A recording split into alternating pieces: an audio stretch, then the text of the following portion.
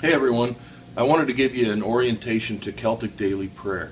And a number of you got that book on Sunday. We, I think, had 12 more go for sale. A number of you did what I recommended, and that's get it directly from Amazon. We already had about 20 people in the church doing this, and so there are people who have been going. So there's a number of people, we don't know how many. We hope that you'll let us know so we can communicate with you.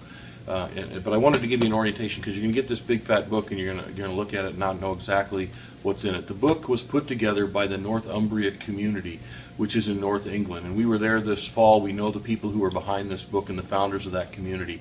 It's a dispersed and diverse community of about 3,000 people who are bound together by two things, and one is the commitment to the rhythm of prayer, morning, midday, and evening prayer, wherever they are.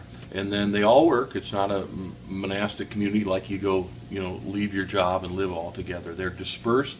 They have regular jobs, but they're held together by this prayer rhythm. And then also they are held together by a rigorous commitment to the Sermon on the Mount. And so you can understand why I am also attracted to it in that fashion. But the meat of the thing, as I said on Sunday, is in the very first pages. And so if you do have your book, that's why I'm doing this video. I wasn't able to do an evening. I wanted to do an evening in the next week or so where I could teach this book and show you what's in it and spend time and ask questions and just model it. But with the legislature I wasn't able to, so I'm just doing a quick video. But on page 17 starts morning prayer. And I have this book, what we need in this book is all throughout the book. So I have used tabs, and I encourage you to figure out a way with bookmarks or little tabs or sticky notes to mark these pages, because page 17 is where you go every single morning. And I'd encourage you to set time for this set prayer. And every prayer is also on the CD. And so I gave you a CD, and the music is different. Some of it's plain song, some of it's choir, some of it's got a Celtic feel, some of it's just flat out you like it or you don't like it. But it isn't about whether I like the music or don't like the music. We've learned to sing it together, and it sounds kind of like what we sing. We're encouraging some of our people to make their own songs that fit these. But these are all scriptures. Like the beginning prayer is one thing I ask of the Lord. That's straight out of Psalm 27. So every morning just reorienting yourself to that. And so you get onto the next page, 18, and you get through the declaration of faith, which can be sung or just read by yourself or with others. Krista and I are doing some of this together, but not always because of our schedules. But then there's a scripture and reading, and you'll see Psalm, Old Testament, New Testament, and daily reading. And where that stuff is found is in the back of the book. And you may remember on Sunday I said that the back of the book is 2 years worth of devotionals. And so the first year's is the Aiden readings, and it's on page 303. The second set of readings is called the Phenan readings, and it's on page 589. And so this is 1 year and this is 2 year. Or you can do this is morning and this is night. It doesn't matter. What I'm doing is morning and night with these.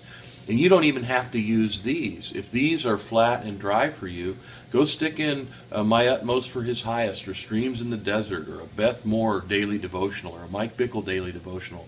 It really doesn't matter. But the scripture readings that are referenced in morning prayer and evening prayer are in the daily readings. So if you see on page 303, and follow along if you have your book handy, you'll see Psalm 46, Ezekiel 10, and Mark 1. And so read those scriptures, then do the daily reading.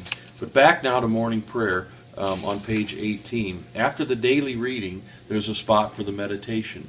And in this book are 31 meditations for every day that you repeat every single month. They are probably what will be the least interesting to you of all that's in this book, but they are oriented to really what's going on in the Northumbria community. They're writing new ones. I'm actually writing 31 Sermon on the Mount daily meditation. So, and I've talked to them in the community about that. So maybe we'll see that in the days ahead. But they're the daily readings I've marked in green, and they are starting on page 47. And so every day, every first day of the month, you read that. Every second day of the month, you'd read the next one. And then the third day of the month, you'd read the next one. And so those are the daily readings. But back to morning prayer, there's a spot for prayers for others, and then at the kind of the conclusion prayers. Midday prayer is here. You can print it out. You can put it in your car with that CD. We're doing it at church. We're doing a contemplative prayer set on noon during the week. You could join with others if you want. And then evening prayer starts on page 22, and it's very similar to how morning prayer is structured. So the meat of this thing is right here in this. The supplemental material is in the back. All this other stuff in here are special days, saint days, and so the readings will orient you. Hey, check out, today is the feast day of St. Francis, and it'll tell you to go to page whatever. So that's how you would find that. The other thing that's my favorite part of the book is the complines, and it's on page 26 and 27. In compline, the Catholics would call it Vespers. It's the last prayer of the day, completing prayers. Compline is kind of where that word comes from. And so there's one for every day of the week. They're named after the Celtic saints. There's one for Sunday, one for Monday, one for Tuesday. And the intention of these is to do them like at 9 or 10 at night, the last thing before you go to bed, and there's silence after that. And so I have them all on my particular, I have them all on my phone. And so I just dial in my music, and I can start playing. So I don't use the book at night. I just turn the lights off, and Kristen and I listen to that evening compline prayer together. And it's, let me turn this off.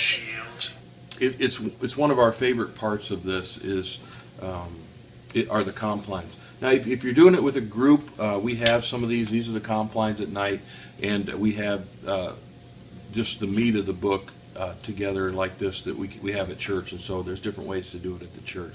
But I hope this is helpful to you, to orient you to what's in the book. Maybe you can talk to me if you have some additional questions. But if you don't like this particular way of doing it, pick another way. But I'm encouraging people to do morning, midday, and noon prayer this year. Evening prayer in addition to what you're already doing, not in place of. So anyway, God bless you. Hope this is a blessing to you.